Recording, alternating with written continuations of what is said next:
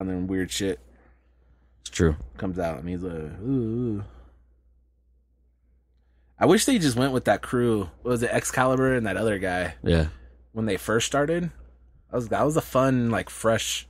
But now it's JR and Shivani, and you're like, And every now and then Excalibur. yeah, it's like, well, Shivani's cool and everything, but like, if you really want to sound like new and fresh, you want to go against like the biggest announcers in the 90s. Ooh. Speaking of biggest announcers in the 90s, comes naturally. We are Mike. I'm Cody. That empty space, of course, was Joe's chair. Joseph. He is out with the sickness, not that one. Mesothelioma. Did he Yep. get the mesothelioma? Yep, he got whatever he has, and he does not feel well enough to hang out, which I don't blame him, but, fuck that guy. Ladies, please apply. A little bit of plan. Anyhow. Replacement. Send your resumes. That's right.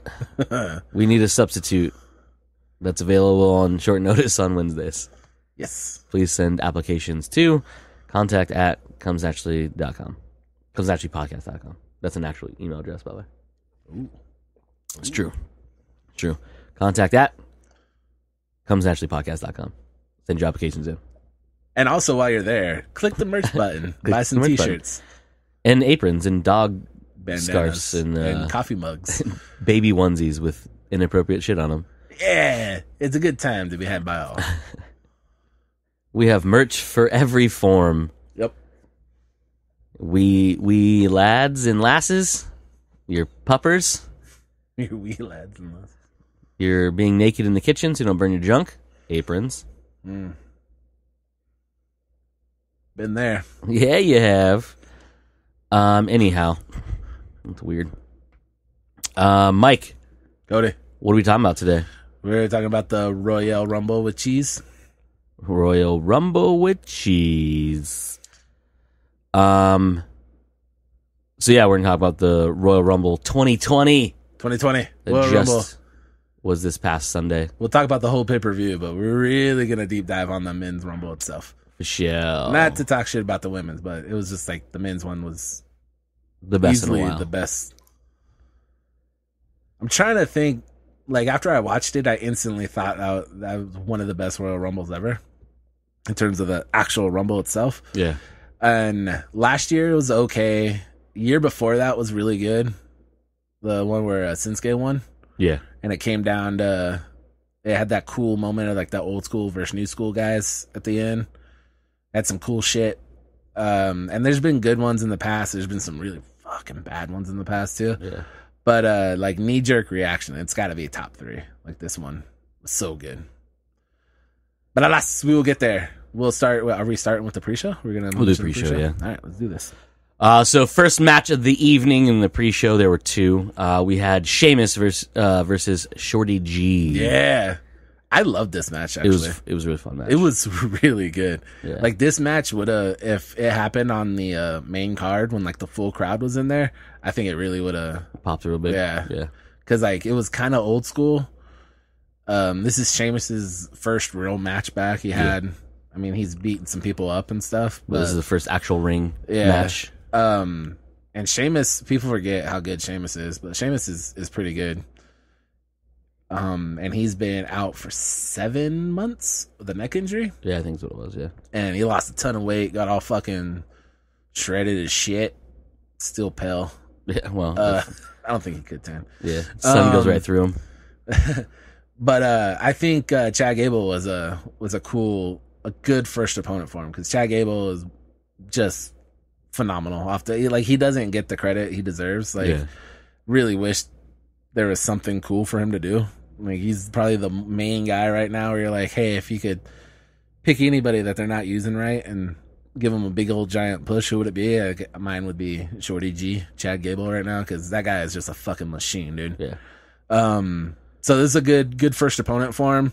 In the grand scheme of things, doesn't really mean anything. I think it was literally just to get Sheamus some ring work on a pay-per-view before they start doing whatever they're going to do with him. Yeah.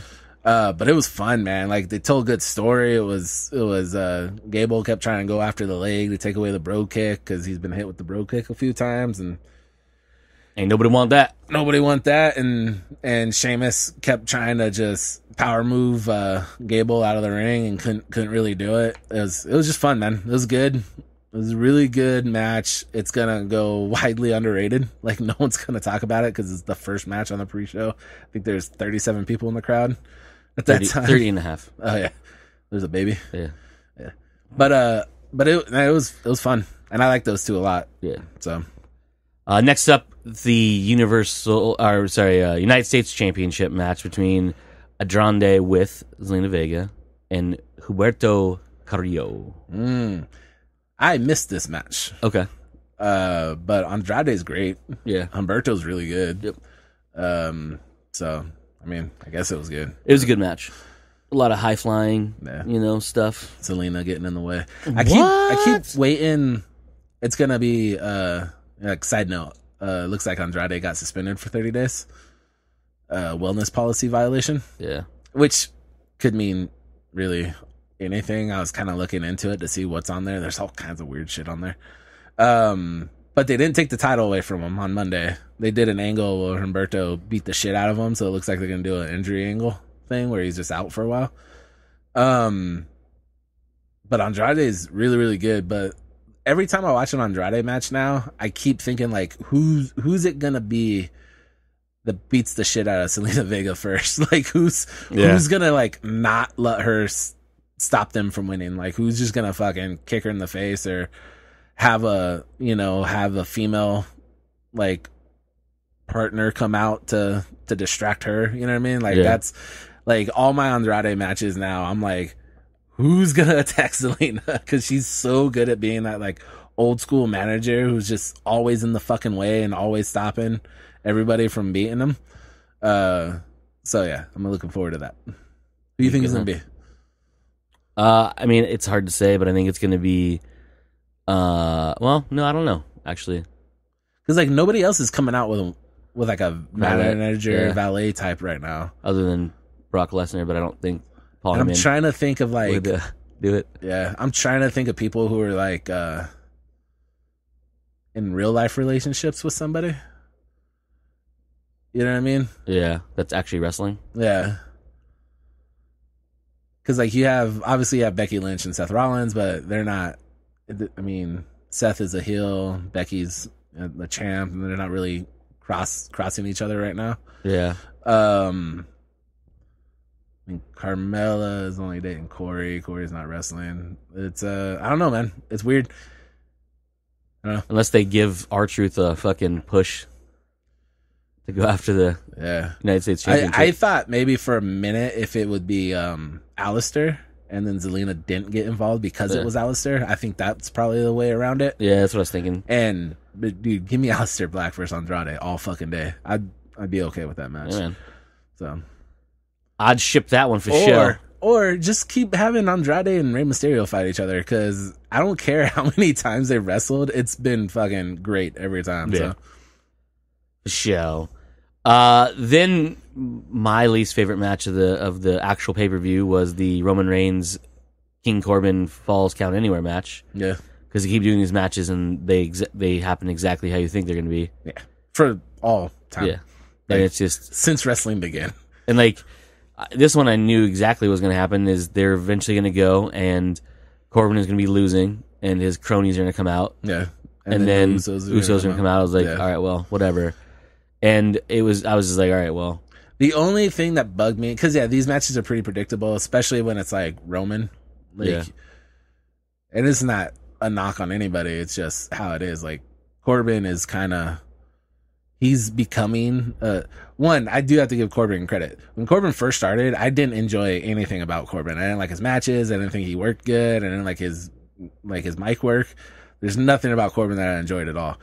And then slowly, like, he started becoming like a pretty good, actually effective heel, putting on good matches and doing good promos and shit. Yeah. And people are still hating him, but I think they don't realize that they're hating him for the right reasons now. You know what I mean? Yeah. Like now he's doing his job effectively as opposed to just being you know, like he was for a long time. Like Miz back in the day when like everyone's like, oh, the Miz gets a great reaction. It means he's doing good heel work. I'm like, no, he just sucked, man. Like, he really did suck for the longest time. With, the exception of the fact that, yeah, you have to be talented to get there. I'm just saying, in that world, nobody cared. Compared to anybody else, yeah. And Corbin was getting that same thing. He was getting that what they call go-away heat, where people just didn't really care. Yeah. But Corbin's actually turned into pretty good, serviceable, top of the card bad guy. So he's been a lot funner to watch lately. Yeah. But you kind of know, if you're a wrestling fan, you kind of know, like, look, Roman needs to go on to a big thing for Mania, and it's about time you stop that program. Because once Rumble starts, you're kind of on the road to WrestleMania, as they say. So they're not doing Corbin versus Roman at Mania. They've had too many matches. I just don't see it going another couple months to Mania.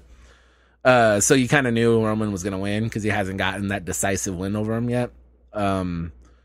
The only thing that bugged me about this match is, like, dude, the fucking porter potty spot should have been the end of the match. Yeah. Like, that should have been involved in the finish. Like, you don't throw somebody in a portable shitter and tip it over and not have it be done. Plus, he came out clean. I was like, with these fans? With Houston fans? Yeah. Houston? Houston, you know what I mean? The thing should have been full of blue water at least. That's what I expected him to come out looking like a homeboy from Arrested Development. Yeah. But anyways, so Roman wins that fight, obviously. Yeah. Do you want to go to women's, or do you want to go to do you still the singles matches, then do the two? We'll go in order of the show. All right. So next up is the 30 woman. It's a weird way to say it. Royal Rumble match. Yes. For a shot at a title of their choosing, one of the women's championships at WrestleMania 36 in Tampa, Florida. Tampa Bay. Pirate Mania. Yeah. They all look like pirates. Yeah. So we'll go in real quick order. Starting off the match was Alexa Bliss and Bianca Belair from NXT, of course. That was so those two, and then we had a surprise entrance as a free agent, Mighty Molly, or Molly Holly. Molly Holly, as alter ego Mighty Molly. Then we had Nikki Cross come in. You had Lana, another NXT young lady, Mercedes Martinez.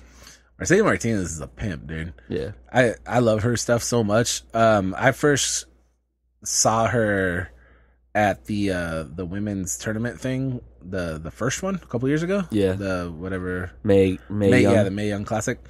And I was like, who the fuck is this? And I researched her, and then, like, she's been doing it for like 20 years all over the world, and like widely respected as one of the best. And like, I had no idea who she was, but she's great, dude. Yeah, like, she's really, really good. She's good times.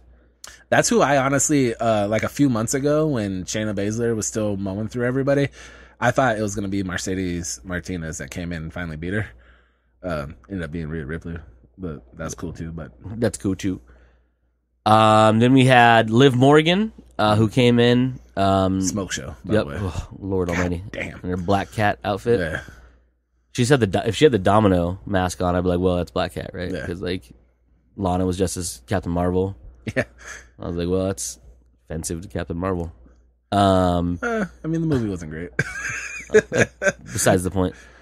Then up next we had Mandy Rose come in, which had a great fucking moment with Otis at one point. Otis saved her. Yep, he saved her twice, and then they kicked Sonya over on him, right onto him. Yep, Otis couldn't handle both them women. Nope, he's strong enough for Mandy, not strong enough for both. You know what I mean? Then we had Candice LeRae of NXT fame come in next. Then you had Sonya Deville come in. You had Kairi Sane. I almost said of NXT, but she's of Raw now. And then you had Mia Yim of NXT Mia come Yim's in. Great too. I really enjoyed Mia Yim. Yeah, she's Keith fun. Lee's girl.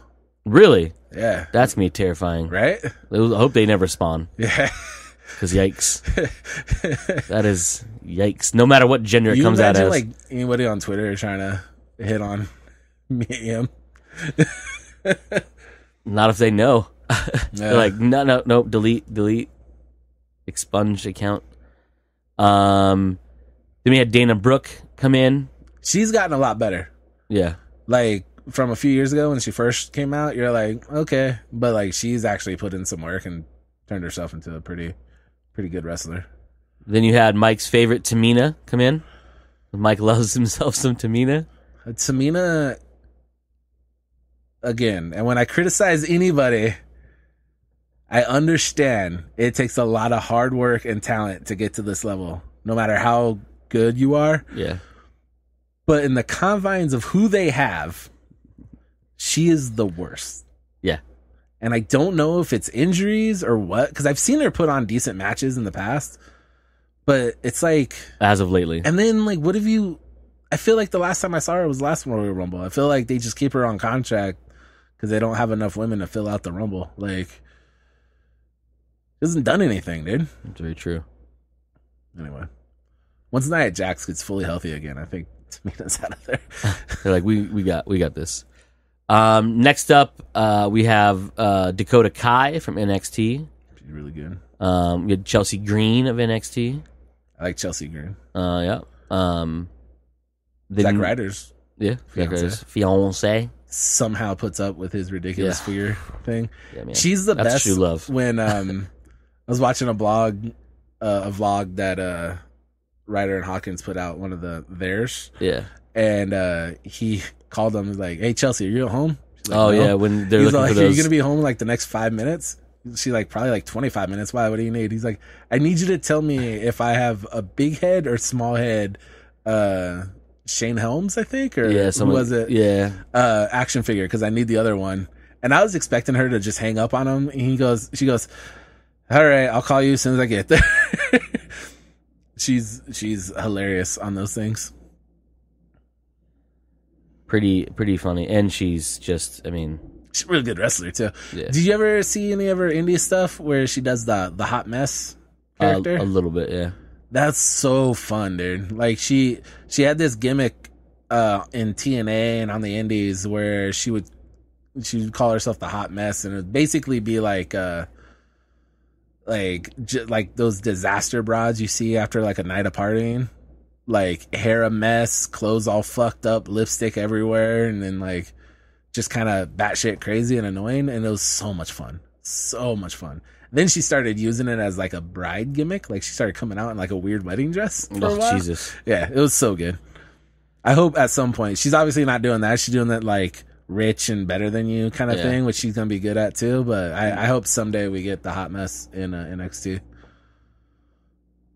Maybe that's her into, because she's been kind of showing up on Raw lately. Yeah. So maybe she'll show up like that, you know? Great. Or she can come with Zack Ryder, who goes after Andrade. Give it to me. Boom. There you go. Take it. And she would be able the one to stop Zelina from interfering. Yeah. And you do it a couple times, and finally Zack could win it. Yep. And be like, boom, what's up? Mania. Yeah. I think the way to get her to the hot mess character though is like have her in like a women's Money in the Bank match, or even if she stays on NXT, like one of those big gimmick matches, like a ladder match or a cage match or something like that. Take a gnarly bump, and be like, and then like it fucks her all up, and she's the hot mess now. That'd be great. Yeah. All right. Up next is Charlotte Flair. Spoiler. Number 17. Eventual winner. How dare you? Yeah. Spoiler alert. Then we had Naomi, who came in after that, who had a Kofi Kingston moment. Yeah, she had one a couple years ago too, but this one was like scary. Yeah. Like there was at one point when she goes to the wall to get eliminated, and she lands on the wall, but like her her feet are legitimately like an inch from the ground. Yeah, they're. And I was like, oh, she's not going to make it. And I'm willing to bet, like, in retrospect, she had control the whole time and made it look good. But, like, I was nervous. I was like, oh, no, it's not going to happen. Yeah, it's pretty. That's actually, from a while back, that was actually a John Morrison spot. Oh, was it? Yeah, before Kofi started doing his crazy shit, John Morrison had one. And it was basically that, where he got eliminated to the wall. And he hung on the wall like Naomi did. Naomi actually did it better, I think, because she like made it more stressful. Yeah, you know, and John Morrison just made it look too easy, and he kind of did like a flip over to the stairs thing. Yeah, that's pretty cool. Him and his parkourness. Yeah. Then we had Beth Phoenix entering. They label her as from NXT, which is a commentator. Yeah, I take it. I mean, okay. Then you had Toni Storm of NXT UK with her one eye stripe. Yep. Up next, another free agent, Kelly appeared. Old school. Yep. Back in the heyday of the Divas. Actually, before the Divas, right? I think she might have been there when it was like women's into Divas. Yeah. I don't know. Then we had Sarah Logan come in. I love Sarah Logan. Yeah. I wish she wrestled more, like on TV. Oh, hopefully, maybe she will. The best. Then we had Natalya come in. Natty's good. Then you had, is it Xia Li? Yes. Right. Xia Li? Something like that. Okay. Of NXT. We had Zelina Vega come in. Was a fun topic of our text thread the other day. Yeah. Because of her thirst pics on the Instagrams and Twitter too. I guess things on there as well. Because then after that was Zelina Vega, Shotzi Blackheart from NXT, Carmella. I don't know why I said Camilla. Carmella. I was like, who? Carmella. Carmella's great. I love Carmella. Yep. I think she was not used nearly as much in that match, but that happens at the Rumble. There's always a few people where you're like, nah, I wish they had some more shine. Yeah. You had Tegan Knox from NXT come in. Then you had Santina come in, which was Santino Marella, a fun one. A free agent who eliminated herself with a wee bit of a snake bite. And then the person who I thought they were going to let win because, wow, Shayna Baszler. Yeah. I thought this was going to be a come-up moment. I was like, oh. It seemed like it. She lost the belt, didn't get it back, right? Yeah. Enters last, which is obviously preferable at this point. Eliminates 8 people, like, right away. Yeah, she eliminated a shit ton right away. Yeah, so that was all so overall thoughts on the Rumble, and we'll get back to Shayna Baszler right now. I like this one a lot. I think it was the best women's one they've done. They've only had 3. The first one was pretty good, but the first one felt real gimmicky because it had a lot of throwbacks. Oh, okay. And like this one had some throwbacks too, like Mighty Molly and Kelly. But it was like the first one, you could tell they're like, we need all these old chicks to come back, and because they didn't have a roster yet, and I don't think they trusted the NXT girls yet. Yeah, definitely not then. The second one was clunky. Like last year's was real clunky, and last year's was which real is rough. To be like, and it's not a shot on like a women haven't like men have had plenty of bad Royal Rumbles. Sometimes they're just not booked right. This one felt good, dude. Like it was smooth. You had right off the gates, Bianca Belair for the first half of the Rumble. Whooping ass. Was doing great. Like, really showing out. And this was like, I feel like this was one of her test moments. Like, hey, big crowd. Like, Rumble's going to be the second biggest crowd you wrestle in the States anyway, all year. Rumble's going to be the biggest crowd. Mania is going to be or Rumble's going to be the second biggest crowd. Mania is going to be the biggest crowd in the States. Do you get over with this crowd as an NXT person without being on like the main 2 shows? Yeah. Because still to this day, the other 2 shows pull in bigger ratings and have a bigger audience. Yeah. And they tour. NXT doesn't really tour very weekly. Very spottily. You know what I mean? Like, so this this is a big moment for her to say, hey, we're going to give you this chance. You're going to basically run the first half of the Rumble. Can you get yourself over? Can you get the crowd behind you? Can you make an impact? And she fucking knocked it out of the park. I think that was probably her best performance in anything so far. Yeah. Which is fantastic for her. I hope it translates to NXT titles or if she gets traded, however it works. But she really proved like she's ready to go. She's ready to take that next step and be a main event chick. So that's exciting to see that. Beth Phoenix got the back of her head split open. Looks like someone tried to assassinate her. Yeah. And she didn't miss a beat. She stayed in there fucking forever after the back of her head got fucked up. Yeah. And that was fun because, like, back in the day with WWE, you had some real dark times with women's wrestling, like just not good stuff. But every like couple years always had 1 to 3 women that were like, man, I wish there was more women on their level because they can actually go. And for a few years, it was Beth Phoenix. Beth Phoenix was like, the rest of the division was whatever. A bunch of models trying to wrestle and stuff like that. But like, Beth was legit great. And so it's fun now seeing how the rest of the talents come up, that Beth is getting back in there every so often and proving that like she can hang with all these broads. Yeah.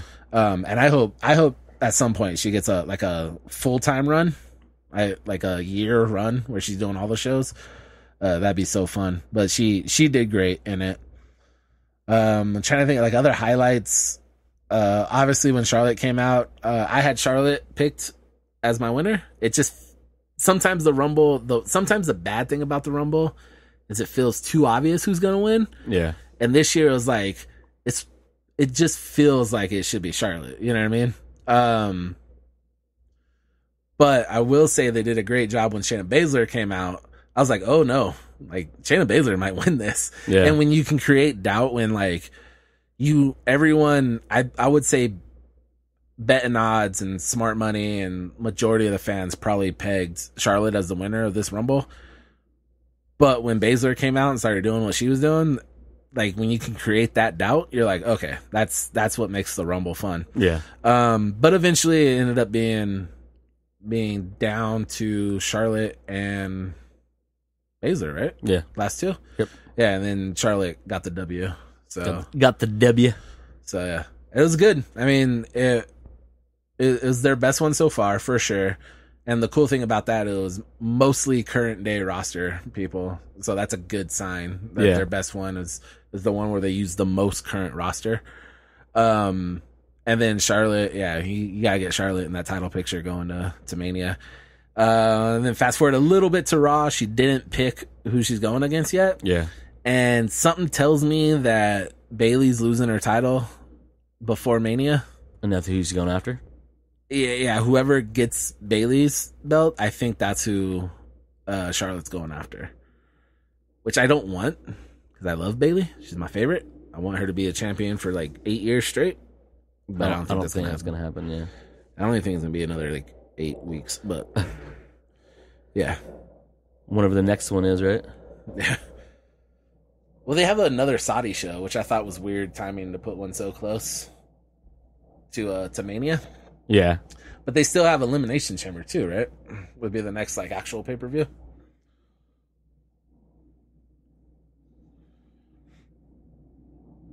Yeah, I believe. Is that should be the next one. That's usually the one in between. Oh yeah, no, it is. Yeah, Saudi is the next one. Yeah, because it's the end of February. Yeah. I was like, I know there's another one actually. Yeah. Let's see. All right. So after the women's Rumble, we had a singles match for the women's SmackDown Championship, which was Bayley versus Lacey Evans. Yeah. Which was it was as much as I love Bayley, there's not a lot you could do. Yeah. Lacey Evans is just not a good babyface. Like Bayley's going full blown heel right now, bad guy. Yeah. Lacey Evans is like her character's like just kind of reeks of like racist to me. Okay. Like, and she's not. She's been on like main roster. She's been on TV for like 2 years now. Yeah. Counting NXT and main roster stuff, or I guess not main roster now, but you know, Raw, SmackDown rosters. But I don't think the crowd buys her as a good guy right now. Yeah. And you can kind of tell. And then like people buy Bayley as a heel right now, and like you needed a better, more established babyface going into this match. And it was right after the Rumble. It's a rough spot. Anybody in this match would have been a rough spot. But yeah, just the match wasn't great. Bayley won, which was the right move. But yeah, something like I said. So right now the champs are Bayley and Becky, but I don't think they go Charlotte, Becky. Like I feel like we've seen that a lot. Yeah. Charlotte Bayley would be cool, but again, I think Bayley's gonna lose her title at Elimination Chamber. I don't want her to. I just kind of have that vibe, and I think Charlotte's gonna go after whoever had that belt. Gotcha. Yeah. All right. Next up after that was WWE Universal Championship match, which was a strap match. Between The Fiend, Bray Wyatt, and Daniel Bryan. Yeah. Who I just found out what his real name was, and that really confused me. It's Bryan Danielson. Yeah. What? Yeah. All right, man, whatever. WWE's got to own their rights, man. That's true. He signed too long ago. Like they didn't. Yeah. Now they'll let people keep their shit, but back then they're like, nope. This was it was a pretty fun match. Yeah. The one thing I took away is they didn't really utilize the strap nearly as much as I thought, other than whipping each other with They it. beat the shit out of each other with it. Yeah. Yeah, but it was more of a, like it wasn't as a stunt thing. It was just like, it was kind of old school. We're just going to take this and beat the shit out of each other with it. Because the 2 times three times technically it was used outside of whipping each other was Wyatt basically yanked Daniel towards him. Yeah. To fucking just haymaker a fucking punch right to his face. Daniel then used it to pull the Fiend into the ring post. Yep. That's a good spot. That was a good one. The submission. And then the submission of the bell lock. That was a great visual. Yeah. Seeing that gnarly mask with the strap like halfway in its mouth and half not, just cranked back. That was brutal. The only problem is that the bell lock would never work on the Fiend because he does that shit to himself. Yeah. So it's like, he's flexible enough. That's not going to hurt him. This match I thought was, I read a lot of stuff online about people complaining about it. People seem kind of 50-50 on the match. I thought it was the best Fiend match so far because it was a little bit more back and forth. Yeah. Fiend has just been stomping people, which he should be with the way his character is right now. But the thing that got me is like, it had me thinking at one point, I was like, maybe they're going to let Daniel Bryan win, which again is when you kind of know, like everyone kind of knew Bray Wyatt was going to win this match. Yeah. Because you can't, he can take the belt off this quick and kind of kill the illusion. This quick is going to be kind of rough. Yeah. But even with that being said, I was like, whoa, they might let Daniel Bryan go and get this one for a minute, but they didn't. But yeah, title matches at Rumble are always weird because it's not like we usually have a pretty good idea of who's going into Mania as the champ right now. Because you want your marquee, like your biggest marquee stars with the belts. And right now the Fiend is just too hot to take the belt off of him. Yeah. And if you are going to take the belt off him, you have to get like a creative way to take the belt off him because you don't want him taking a pin. You know what I mean? You don't want him losing fair and square in the middle of the ring. Like you want some shenanigans to go on to keep him strong, as they say. Yeah. So yeah, there's another one where you kind of figured that it would go like that, but if you can create doubt and make it a fun match, and Daniel Bryan just got the shit whipped out of him with that fucking strap. Dude. That was gnarly. That was pretty nuts. Boom, boom. Let's see. After that was the Women's Raw Championship, which was Becky Lynch defending against Asuka with Kairi Sane. Great match. Asuka and Becky Lynch can fucking go, dude. Yeah. Top of the heap right now in the women's division. I think Asuka is way underrated. I think the fact she doesn't speak great English has really fucked her on these main roster runs she's had. Yeah. But she's wrestle wise, she's the best. Like, she's so good. Yeah, it's fun. And Becky Lynch is really, really good. Like, she's no slouch either, and she's obviously the most over champ that they have right now. Yeah. But again, this is another one of, you don't take the belt off of Becky this close to Mania. Like, you let her run till Mania, and you let her have that, start to finish run with that belt. Yeah. Because you don't want her going in as the underdog to Mania again, because you did that last year. So you want like a monster heel coming after her going into Mania. So, yeah. Boo, boo, boo, boo. I like the ending too, where Asuka misted herself a little bit. I was like, I like that. That's good I shit. like that. I'm trying to think what is. Oh, so Elimination Chamber is the next non-Saudi match. The weird Saudi show, which I don't think anything of note is going to happen. Yeah. That's usually a stunt show, like a spectacular kind of thing. Yep. So Elimination Chamber is where you're going to see like the last minute title changes. That's where you're going to see probably Bayley lose her belt. Probably,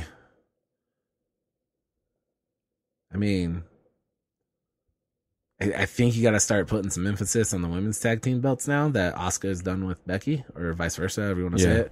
Like, I think you have to like kind of get a contender for that for Mania. But I think the other champs are set. It just feels like they're set. Or if they're gonna do some fuckery with Bray Wyatt and get him out of the title, Chamber's the place to do it because it's a weird match. Yeah. So you can have some kind of weird finish. I still don't think we'll in it, but maybe. I don't know. I think that's where a couple of title changes are going to happen. I think you'll probably see Seth and Buddy Murphy lose the Raw titles, the Raw tag titles there. I don't know. Yeah, well. Yeah, I don't know. Anyways, back to the Rumble. So next up was the 30-man Royal Rumble match to end the show. And it was one hell of a match. One that I did not think would be an hour long, the way it was going. I was like, I know we're going to have a lot of time because, like, entrances and all, but woof, man. Yeah. Real quick, because it's an odd match. Just kind of, I won't say anything as you go through the list of who was in it, and then we'll kind of talk about it as a whole. So first up, entrance declared himself as the first person in would be Brock Lesnar, current heavyweight champion of WWE, branded as Raw. Then you had Elias come in, which was hilarious. Then you had Eric Rowan. Next up was Robert Roode.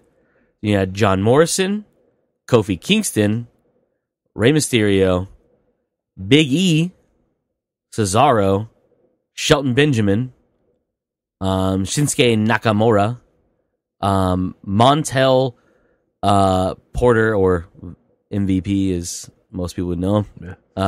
What's he listed as? Was he listed as a free agent? Yeah. Okay. Yeah. Because he announced the next night he's back on Raw. Yeah. I thought it was just a one-off because he's a Houston guy. Yep. But now he's back. They had a good match with Mysterio the next night, too. I didn't watch the Raw last night, or the night before. Then we had Keith Lee of NXT, who came in. It was fun. You had Braun Strowman, who came in after that.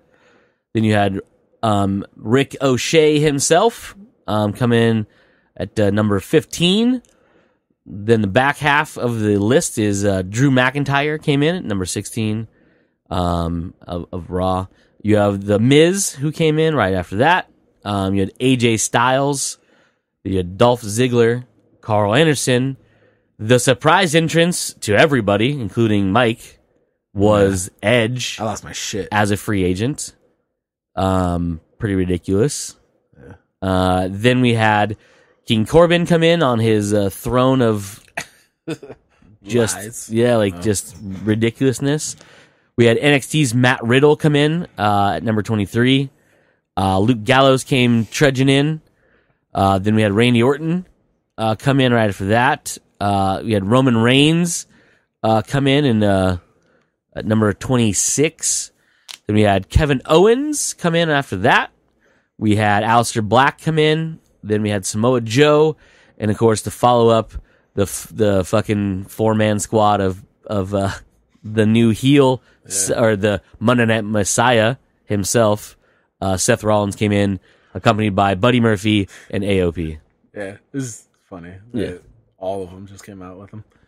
All right, this match. Yes. So it gets started. Yep. And it's like, all right, well, Brock's starting number one. The whole story behind it is like the build-up is Brock says nobody in the locker room can touch him, so he's going to prove it, and he's going to go through everybody at the Rumble. Weird, but like interesting, right? Mm-hmm. He comes in. Elias does a little sing-song, gets interrupted. Brock basically forces him into the ring so he could throw him out. Yep. And so, after breaking a guitar on his back. So Brock's in there for a few seconds by himself, and then Eric Rowan comes in and lasts about 4 seconds. 8.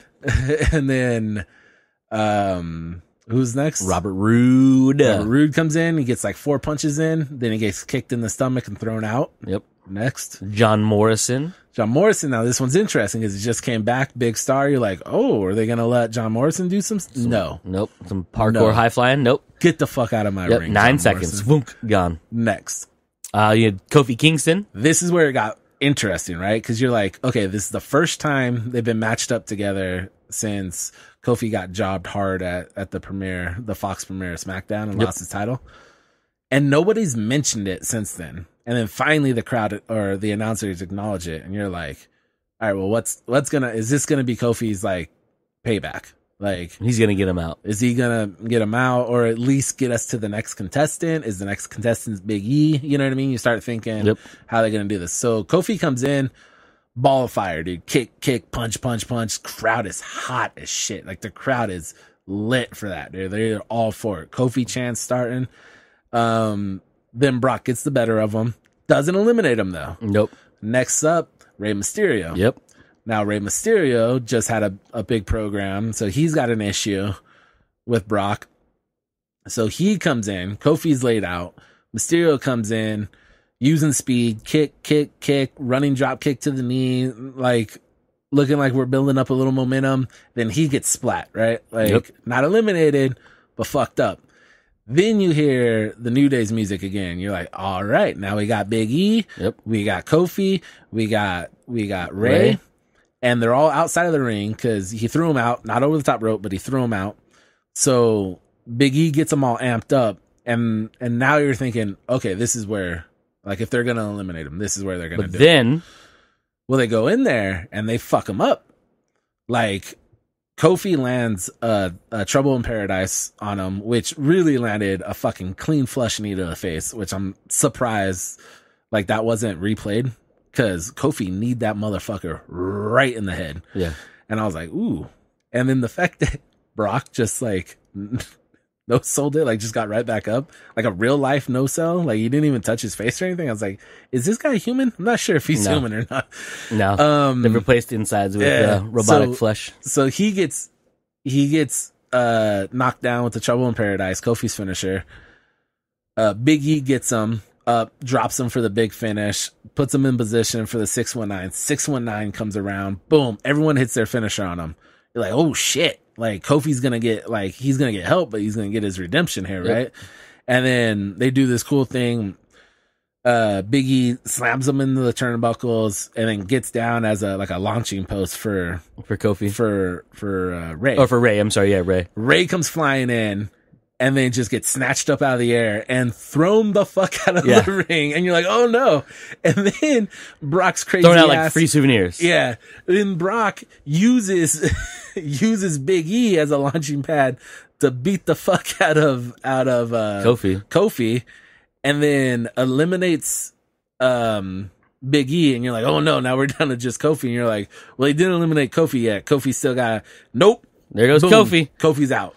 And you're just like, motherfucker, we have had, what, 9 people at this point? 10 people at this point? He eliminated 8. All of them? 8. Yep, at that point it's 8. You're like, shit. 7 because he's, at that point, he's one, yeah. Yep. Yeah. But that was like the first, like, okay, we got some people. Is it going to be? And then he just fucking eats them all out again. And you're like, well, all right, is this just going to be how the match goes? Is this, and I'm kind of loving it, as I'm disappointed for Kofi, but I'm like, well, this is different. Like, this is different from any other Royal Rumble I've ever seen before. So it's fun in that, but you could, and Brock is like loving it too. Like, he's taunting the crowd. He's hanging, like, he's showing his belt off in between people coming to the ring.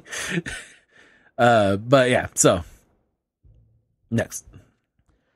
So then we have, so Cesaro then comes in. Cesaro comes in, lands about 147 European uppercuts, and then Brock was like, oh, what was that? Boom, you're out. Yep. 18 seconds later, Like, he's on the mat. Nothing with that one. Yep. Shelton Benjamin comes in. Shelton Benjamin, and this was fun that they did this. So a lot of people, like real casual fans and stuff, don't know this, but Shelton Benjamin and Brock Lesnar were legit wrestling teammates in college and were roommates at one point, and they got signed to the WWE roughly about the same time. And then in OVW, which was like kind of back in the days version of NXT, like their developmental. Yeah. But it was like a legit developmental. Like, they only put it on like local TV, and they didn't show any of the matches. And it was your training ground before the main rosters. They were a tag team because they were both amateur wrestlers and high level ones. And so they're tag teams, and they've been friends, like outside of the business, been friends. And this is the first time they've ever really acknowledged it on TV. So Benjamin comes out, and the first thing Heyman does is give him a big hug. And you're like, oh, this is interesting. And like, Lesnar looks genuinely excited, and he goes up and gives him a hug, and they're talking, they're laughing. And then it looks like, and you don't believe it, but you're like, Brock and Shelton Benjamin are just standing there together in the middle of the ring. Brock's like happy to see his buddy. And then suplex, psych, you're out. And just fucking tosses him out. Lasted a whole whopping 37 seconds. Yep. Next up, you have Shinsuke Nakamura comes in. All right, this is another one that got me geeked out because, again, casual fans may not know this, but the hardcores know when Brock Lesnar left WWE 100 years ago after his initial run with it. He went over to New Japan and wrestled 3 or 4 matches in New Japan Pro Wrestling. Mm. The first one being for the IWGP heavyweight title, which then was held by Shinsuke Nakamura. So they have a history. And I was like, oh shit, are they going to mention New Japan? Are they going to do anything like are they going to let Shinsuke and him like go back and forth a little bit? So they could have, but it's hard to do that all in 20 seconds. Yeah. So Shinsuke hits him with a couple of knees and a cool kick, and hits him with the his finisher, and then Brock just gets up and throws him out. Yep. And you're like, all right, well, that was the story they could have told. That they're like, not today, fuckers. Then a few seconds later, you have MVP himself coming in. Yeah, again, surprise entrant, hasn't been to do with anything WWE in like a while, 8 years, 9 years, something like that. Yeah. So it's interesting to see him. Look good too. Had dope ass Black Panther. Yep, Black Panther gear. Yeah. And he chases Paul Heyman around the ring a little bit, trying to talk some shit. But then he gets in there, and again, just another. Now you're out before the next guy gets in. Yep. And now you're thinking, you're like, this motherfucker damn near eliminated half the Rumble. Like, yeah, he's just literally gonna one by one get all these motherfuckers out of here. Pretty close. Yeah. So right after that is Keith Lee from NXT comes in. Big pop from the crowd. Yes. People have been waiting for this one because Keith Lee is basically like, this is not meant to be said in a negative way, but he's kind of like the it thing right now. And I don't want that to seem like a negative connotation because he deserves it, but he's just in a hot spot right now. Yeah. Like he's really on fire. Just got his first belt. Just got his first belt coming off of his Survivor Series where he had a great showing as the last guy going against Roman and hanging in there with Roman. And he's a fucking monster of a man. He's a monster, yeah. Like, he's thicker. He weighs more than Brock. He's probably just as explosive as Brock. Yeah. And so it's like, all right, you two freak athletes, what are they gonna let happen here? Are they just gonna let Brock fucking out him again with no time? But they get in, and Brock doesn't get enough credit for being as good of a wrestler as he is in terms of selling and facial expressions and all that stuff, because every time he's getting his ass whooped for the brief minutes that are, like, you start buying into it. You're like, oh my God. And it's because Lesnar is so good at selling. But then Keith Lee's music hits and Brock is like excited. He's like, oh. Yeah. He's like, and you could see him mouth. He's like, oh, big boy. Like, he literally said, ooh, big boy. Like, he's excited to get another big giant in there with him. Well, because he knows at this point, no one in the locker room, but this is not his locker room. Yeah, exactly. So he's like, oh, fresh blood. Yeah. Let's bring it in. And he's never had any type of encounter with him in any way. So it's fresh. It's the first time you're ever going to see it. And at one point, I think the camera's caught it. He looked at Paul Heyman and was like, who's this motherfucker? Like, you can see him out that. So he gets in there. They have a fun face-to-face. Mm-hmm. Keith Lee doing his patented smirk at him, and it you could tell it kind of pisses off Lesnar. Like, oh. They start fighting each other. Keith Lee hits him with the shoulder block. Lesnar doesn't go anywhere.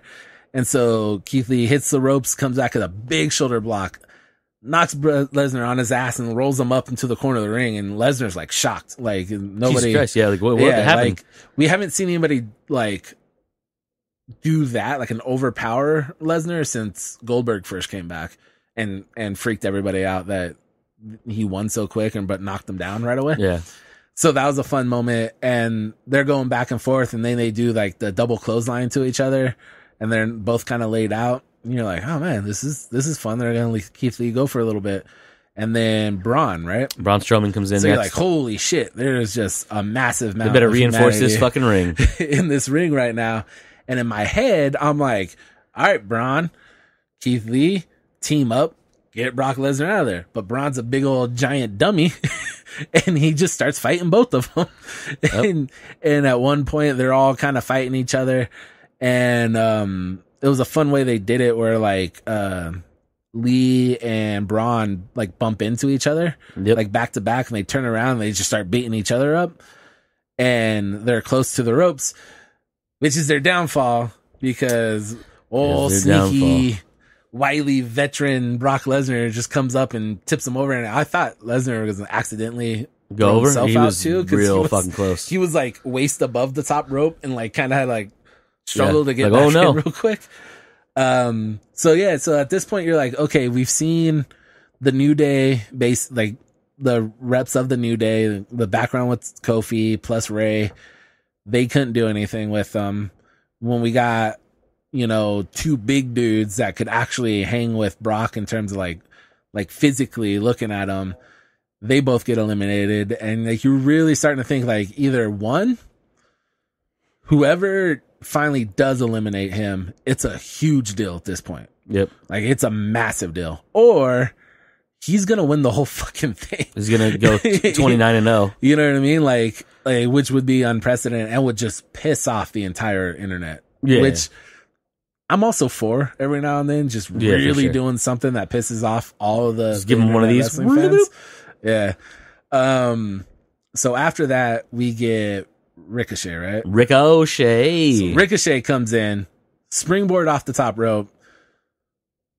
Lesnar catches him, and I'm like, there he goes. Yeah. I was like, he's not even going to touch the ring before he gets eliminated. Which I'm like, in my head, while he's holding him, I'm like, does he count as in if he ever touches the ring? Because I'm thinking he's about to get thrown out, but he doesn't get thrown out, which is an interesting thing in the future. I wanna explore that.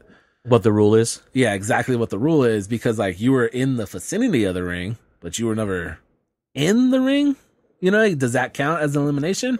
I think that's a fun way to like trick somebody next year. I really want to see him do that with somebody. Well, it's once you enter the ropes, though, right? Which technically he did, but he did it from above. But he never touched the ground, though. Like, are you in there if you don't touch the ring? Like, see, it's never been done.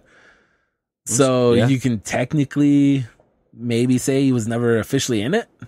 You know? I don't know. It's just something I would like to see him kind of mess with next year, since it hasn't really come up. Maybe they would say because he jumped in, was caught, held in the ring. Maybe he was technically in. Yeah. But then if he was thrown out, but if he came in, didn't enter the ropes, got up on the top turnbuckle, he did, and then before he was able to jump, got knocked out, he would I think technically he would still be in. Yeah, that's what I would assume, but I'm just thinking, like, because when I saw him catch him, I was like, well, he never was in the ring, you know what I mean? Like, it was just a weird thing, but it ended up not mattering at all. Yeah, because he gives him like a backbreaker and he's beating him up, but he's not eliminating him. And then we get so right after that we have Drew McIntyre, and Drew is just mad dogging Brock. And as soon as the smoke clears, and Drew is one of the few guys who is as big as Brock, and also as cut and like ripped up and muscular as Brock. Because like Keith Lee is just as bigger than Brock, but he's not all chiseled up. Braun Strowman is bigger than Brock, but he gets there sometimes, but you know, he's more of a power guy, you know, like a world strongman kind of type. He's not a finesse guy. No. But like McIntyre is just a freak athlete, like on par with Brock Lesnar. I don't think people really understood how big Drew McIntyre was until he got into the ring with Brock Lesnar. Or, well, he's taller than him. That's what I mean. He's taller than him, and he's almost just as thick as him too. So I'm willing to bet their weight's probably right on the same. Let's see if I don't know if Wikipedia's gonna have the actual weight. Yeah, I don't know. It'd be tricky. But this was great because 265 pounds for Mr. Drew McIntyre. Okay, yeah. So he's probably under about 20 pounds for. And Lesnar is billed at 285. I'm guessing 286. 286. Yeah, and he had to be somewhere around there because in the UFC he'd always cut down to 265. Couldn't be too much bigger.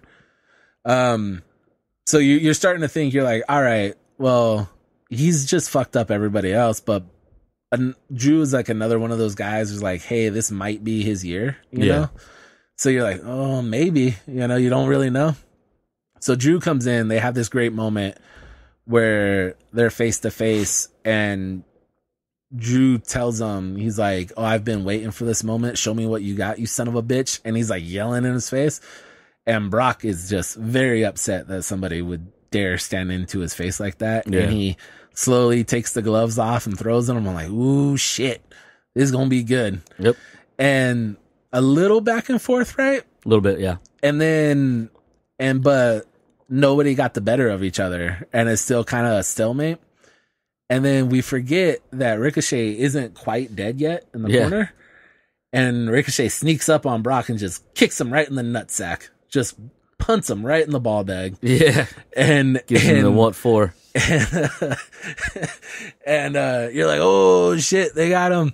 And then he's over kind of close to the ropes, and he's not even like on the ropes. He's just kind of close to him. And Drew just comes in with probably the best Claymore kick he's ever landed. A fucking solid one. Yeah, dude, because it's like, you know, everyone does the slap when they connect. Like, he did it, but like there was also a sound of boot to face. Yeah. That hit and sends Brock Lesnar over the top, eliminating him. You see Paul Heyman shocked, frozen in shock and terror. I'm almost sure a poop cloud came out. Yeah, for sure. Yeah. The crowd is fucking lit, dude. It was one of the biggest pops of the night so far, which would get surpassed in a couple entrants. Yeah. But the best part about it is Drew doesn't celebrate. He just stands there and he stares at him. Yep. And he has no fucking interest of doing anything else other than letting Brock know that I took you out, motherfucker. Obviously, assist to Ricochet. That's cool. But it was like, and the crowd was excited. Speaking of Ricochet, what happened shortly after that? So Lesnar's still on the mat, and he's starting to stir a little bit. Heyman's still shocked. And then Ricochet is like back in the fight. You know, he's up and doing shit again. Gets a couple kicks in or something, I think. But then Drew grabs him, and I watched this like 8 times. He just throws him. Yeah. Like, he just throws him over the top rope.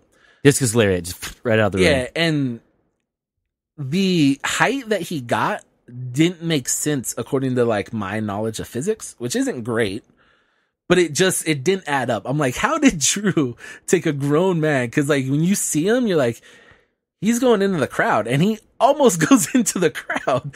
And like, I watched it again, and like, Ricochet had his hand on the rope. I'm thinking, did he like get some extra lift? But the rope doesn't really move that much. So that was like a lot of Drew just fucking throwing Ricochet. And Ricochet does a good job of like rotating it, and he's very athletic. So he makes it float a little bit, you know, like he doesn't just land like a big old rock. Like he makes it look better. But god damn. After he bounces off the fucking barricade. Yeah. And smashes the ground. It was one of the coolest eliminations I've ever seen. But then again, Drew right back to staring to going back to the ropes and just staring at Brock Lesnar. And then we get the Miz, and I'm like, well, the Miz is fucked here because Brock Lesnar's still like in my head. I'm like, Lesnar's still there. Drew still wants to talk shit to Lesnar. I'm like, Miz ain't lasting long. Miz comes in, kick, Claymore eliminated, right back to staring at Brock Lesnar. And Brock Lesnar's making their way out, and they're kind of like yelling at each other and talking shit. And I'm like, all right, well, now we haven't really seen a Royal Rumble type match yet because there's only been at most 4 people in the ring. Yeah. At this point, this late in the match is unheard of to only have that many because at this point we should have like 10 people in the ring already. Yeah. And they've all been eliminated by Lesnar or the last couple by Drew. Yep. And so now it's like, okay, Drew can lose this, but it doesn't matter at this point because whoever wins won't be going after Brock because you already set up Brock Drew. Like that's the match that's going to happen. So you know, like Drew doesn't have to win this at all. So now you're like, it'd be cool if he won, but he already did the most important thing by eliminating Brock. So now the rest of the field is wide open. Like you have no idea who's going to win now. Brock's out. Drew and Brock are basically a lock for Mania at this point, and it would be stupid if it wasn't, you know? So now you're like, okay, we got Drew in there, and we don't know who, like, we know, if you've seen the entrance, we know, like, a couple of people are still left. There's still some confusion on some people, because some of the people that were advertised never showed up. But now it's like a little mini version of the Royal Rumble. Now it's more of a traditional style Royal Rumble. We don't know we have no idea who's going to win because now it's fair game. Could be Drew, could be Roman, you know, could be Seth. Like it's just a lot of like weird shit that's going on. We don't know at all. And so now who's next now? Next up's AJ Styles. So AJ Styles comes in, but this is where it starts kind of turning into an actual Royal Rumble because he doesn't get eliminated right away. And then we have Dolph Ziggler. And that's number what? 19. 19. Yep. And then, and again, nothing really a note happened. We go to the next guy. Carl Anderson. So now we have 2 of the club. Yep. So we're like, okay, AJ's gonna have somebody like could be a club thing. What's gonna happen now? And then next, boom, surprise entrance of the year, Edge. So Edge's music hits when the "You Think You Know Me" and then the dun dun dun dun hits. The crowd goes fucking deafening, ape shit. And I'm like, no.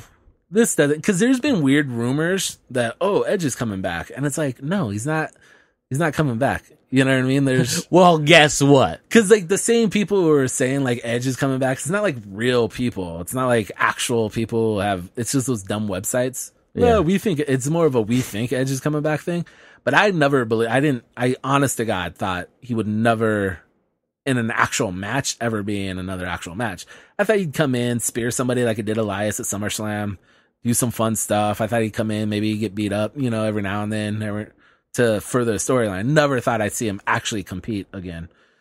And it was so great. I was so fucking pumped. It literally is the biggest return I can ever think of. Like I can't think of anybody coming back that holds more weight. Because even the Daniel Bryan thing like when he came back, Daniel Bryan was very public about trying to come back. Yeah. And saying he was closer and closer, and like people are understanding the injury more, realizing I'm at a different level than some people may have thought I was.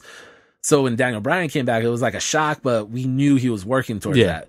Edge was real cool about not like, giving it away shit. Well, see, on his podcast like months ago, probably 7-8 months ago, he mentioned like an offhanded comment with Christian. He's like, I could probably have a match right now and be. He goes, I could have a match right now and be okay. He goes, I'd probably be gassed, but I'd be okay. And like that was the extent of it. And then so like all the speculation of him coming back was based off of that comment. But when you listen to it in the context of the conversation, he wasn't saying I want to come back or I could. It was like it didn't seem like a big deal for him to say it when you listen to the entirety of the conversation. That's why I never gave any fucking credibility to any of the reports that he was coming back or he might be coming back. Yeah. So I thought he was just done forever, you know, like was forced to retire after becoming champion at Mania. You know what I mean? And this was 9 fucking years ago. Yeah. And no one comes back 9 years later. So his music hits, crowd fucking, one of the biggest pops I've ever heard in my life. I'm shocked. Jen's fucking amped. Jen loves Edge. And she's fucking excited. I'm kind of like confused until I see him. And I'm like, holy shit, this is really happening.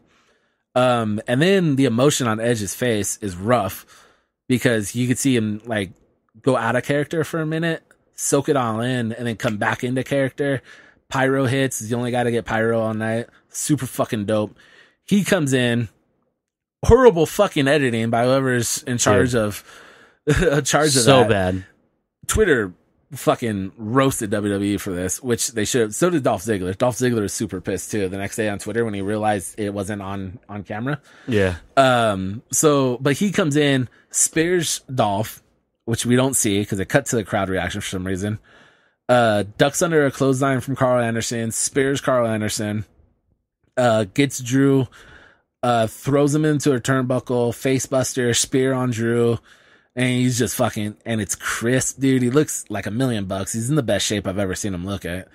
And he looks cool too, cause he's like older now. So he's got some gray in his beard and his fucking hair is all crazy and he's not shaving his chest anymore. So he just looks like like old man Logan kind of style, you know, like just this muscular fucking old fucking, like tethered version of his old self. And it works for some reason. Like it's just a cool aesthetic.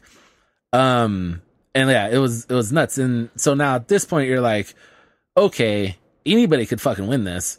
Edge could win it, but Edge doesn't need to win this because it's like you have the big pop, the return. If he gets eliminated, nobody's going to give a shit because he's got a match at Mania, like lined up, whoever he wants, really.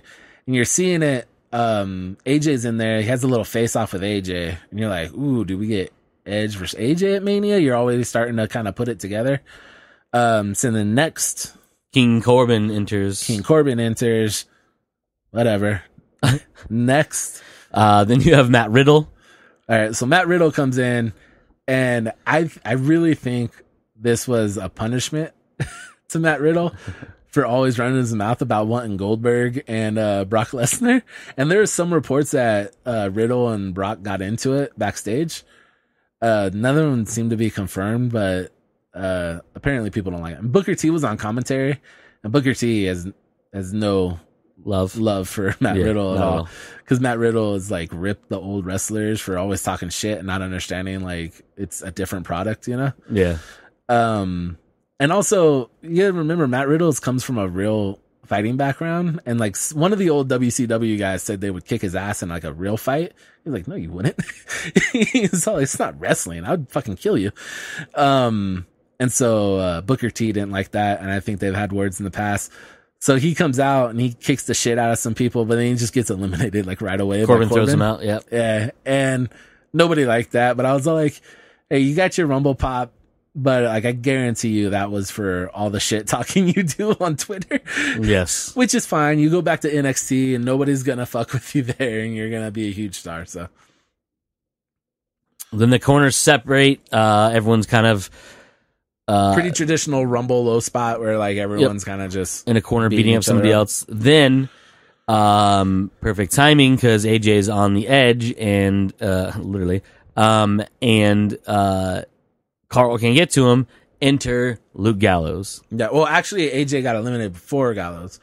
Here's because he's coming in at that point. Yeah. So also a side note we didn't get to. Edge hits AJ with a spear.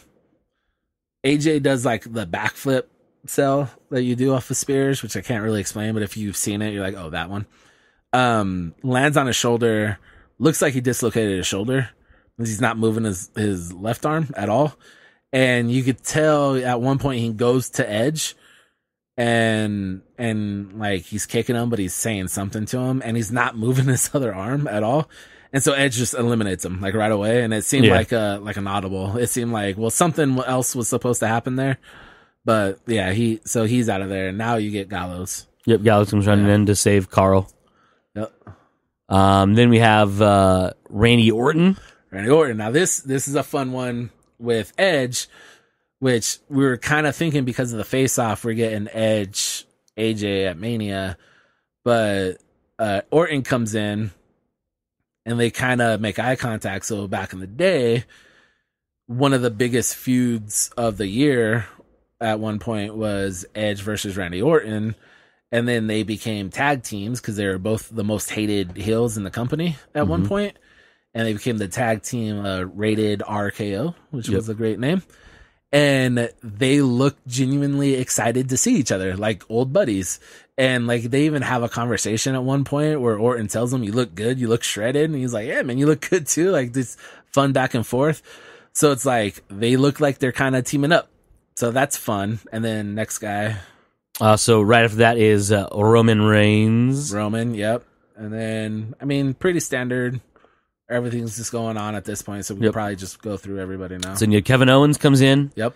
You have Aleister Black that comes in. Yeah. Then you have Samoa Joe that comes in. Yep. And then Seth and his Seth and his posse. Yep. All right. So now we're getting down to the end. You have this ongoing storyline of Kevin Owens and Samoa Joe versus Seth and his crew. So this was a great moment that wasn't brought up on commentary, but Seth and Samoa Joe and Kevin Owens were fighting each other, and then Seth music hits and they stop fighting each other. Samoa Joe helps Kevin Owens up and they're waiting for Seth Rollins to come in, which was one of my favorite moments of this match because it was like, yeah, we're trying to win the Rumble, but also fuck this guy, we want to eliminate him. So Seth uses his people to basically eliminate Aleister Black, Kevin Owens, and Samoa Joe. So obviously that's the crew going against his crew at some point in the future. Yep.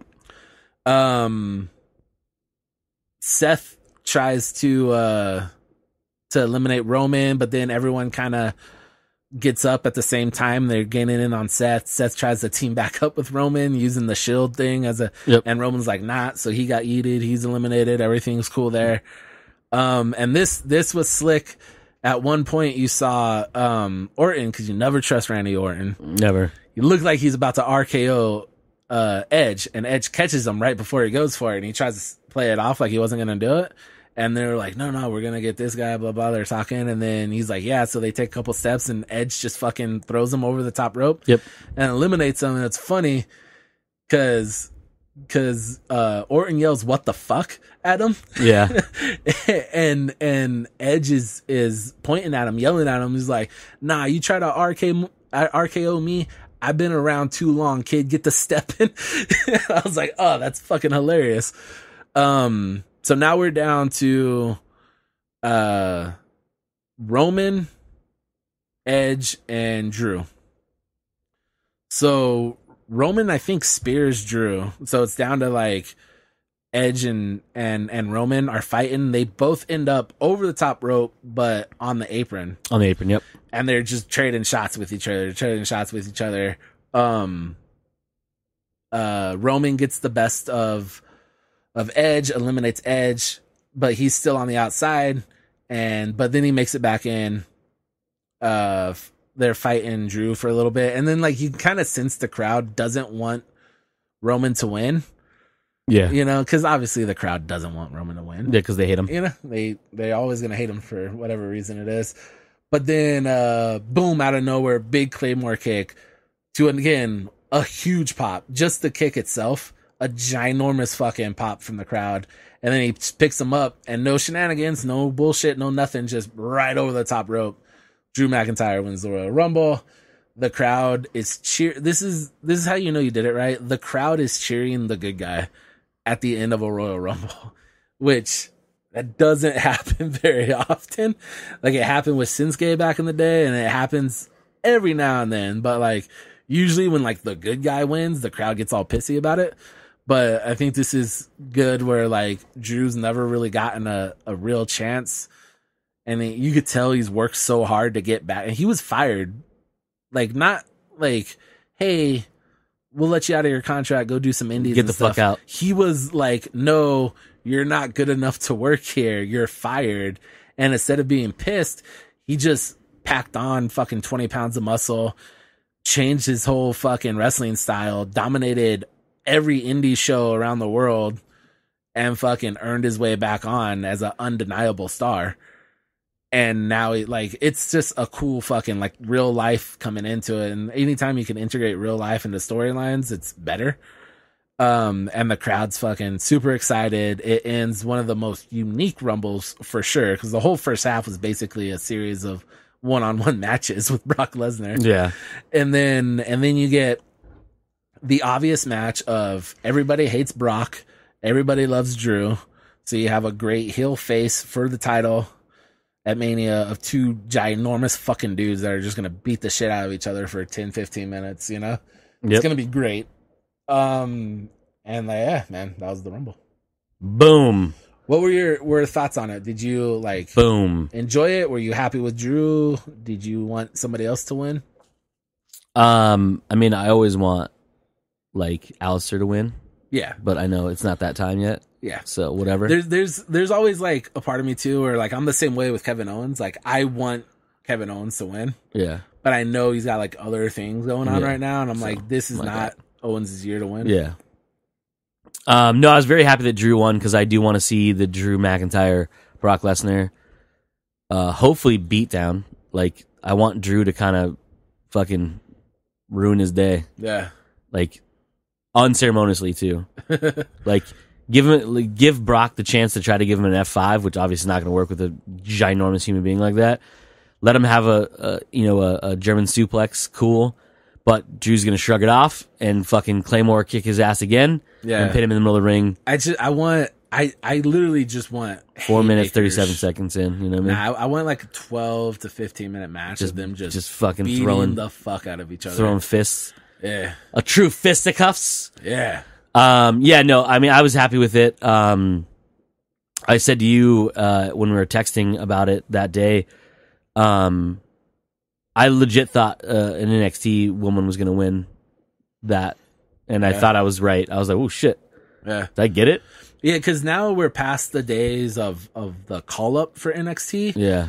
But it doesn't mean that, like, moves won't happen. Yeah, exactly. You know what I mean? But it won't be like, because like back in the day, it was like a mass exodus of NXT talent to what was known as the main roster at the time. Yep. Where you just lose like all of NXT, and people would be like, well, you took all of NXT stars, the show's gonna suck. And they've always been great about replenishing. Sometimes it takes them a little while. They've had some lulls, like when they lost Finn. I think that one really hurt them, because Finn was like kind of the first, even more so than Owens, superstar. But Finn was like that first one where like, hey, this guy could be a star on any of the shows, and he's the NXT champion right now. But when they lost him, I think it kind of hurt for a while. He had some Samoa Joe run, which like the hardcores loved, but like the general public was like, oh, who's this Samoa Joe guy, you know?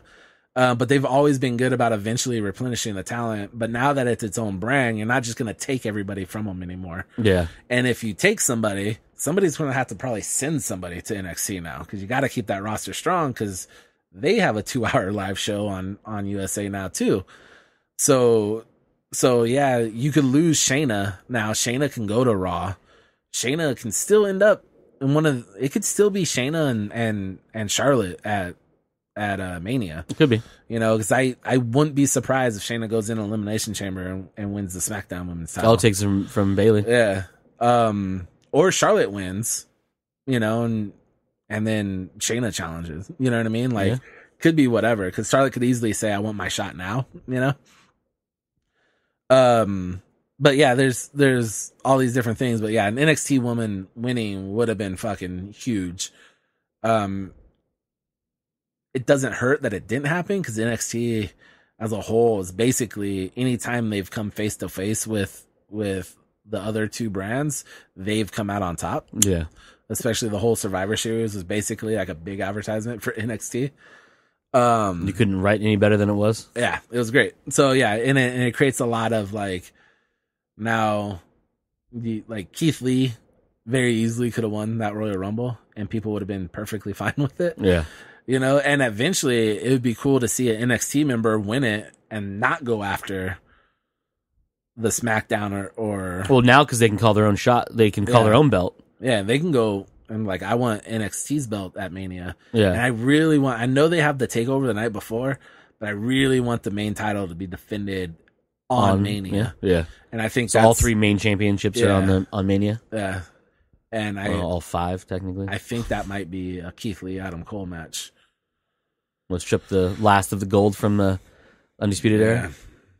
They already lost one of four, or one of three technically. It's the tag teams, but yeah, it's exciting because the only match we really know for sure for Mania now is Drew, Brock. Everything else is still kind of up in the air, but it's starting to emerge and people are starting to get excited for Mania. Hopefully, it's not like one of those letdown Manias, because like you're starting off with that Royal Rumble, like, and Raw was fucking spectacular the next night. So hopefully they keep trucking along and spend these next 2 months and really just kind of kill it and go into Mania hot. Going to Mania hot. I was gonna pull it up because I saw this earlier. It has a very bizarre poster for WrestleMania 36 because it has Bray Wyatt front and center. You have Roman, Becky, and then top row is Seth, Sasha, Kofi, and Charlotte. Very interesting grouping of people. Yeah. Especially since you didn't see one of those people at all during Royal Rumble. Yeah, that's what makes me think, because you used Asuka, and it made sense to use Asuka for the Becky Lynch thing, because it's the one person Becky Lynch hasn't beaten in the last year. So you beat her, now she's avenged all of her losses, blah, blah, blah. But now you have these women tag team titles, and you're like, well, who... There's only a couple established tag teams in the women's division, like actual tag teams. So you have Fire and Desire, Sonya, and Mandy. Yep. I just don't feel like they're going to go that route, which they could. It would be cool. But I think what happens is Bayley loses the title at Chamber, but then goes right in with Sasha to challenge for the women's tag team titles because they won it at WrestleMania, right? Yeah. Yeah. Yeah. No, they lost it. They lost it to the Iconics. Yeah, at last WrestleMania. So I think they go in just a normal tag team match. Kabuki Warriors, Sasha and Bayley. They gotta change. They can't call themselves the Boston Hug Connection because they're heels now. So they have to change that name. Boston Thug Connection. Yeah, that'd be dope. Nailed it. Yeah, that's actually really good. I hate that you got that so quick. Sorry. But yeah, what should we call this, Mike? So that would be a fun way to put those tag team titles, but you really got to start ramping it up. Yeah, you gotta start pumping out some female tag teams, like actual tag teams, not just like anybody who's like not really doing much. Match them up, man. Let's start getting this fucking women's tag team division going. Because you're gonna need that shit at Mania. Yeah, and not the pre-show either. Put that shit on the real card. Yeah, main card that shit. Yeah, all belts should be contested at WrestleMania on main card. On main card. No pre-show bullshit. Nope. And that includes NXT. Yep. I mean, the show's 8.5 days long, so I mean, you can have all the belts being challenged that day. Because it's WrestleMania. It's the biggest show in entertainment sports. Yeah. So. And it is 8.5 days long. It is. The longest fucking, program you can watch. 14-hour pre-show. Yeah. You have a half a day pre-show, 8.5 days. Yeah. Worth of fucking, You know, It's over a week. WrestleMania is over a week now. yeah.